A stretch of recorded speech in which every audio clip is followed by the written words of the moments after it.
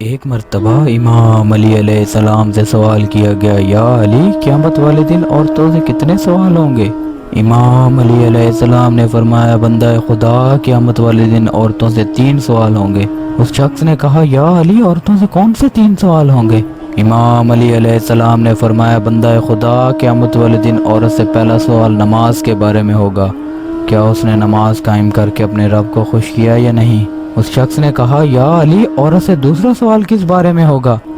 امام علی علیہ السلام نے فرمایا، بندہ خدا، عورت سے دوسرا سوال اس کے شوہر کے بارے میں ہوگا کہ کیا دنیا میں اس نے اپنے شوہر کو راضی کیا یا نہیں، کیا اس نے اپنے شوہر کے حقوق پورے کیے یا نہیں؟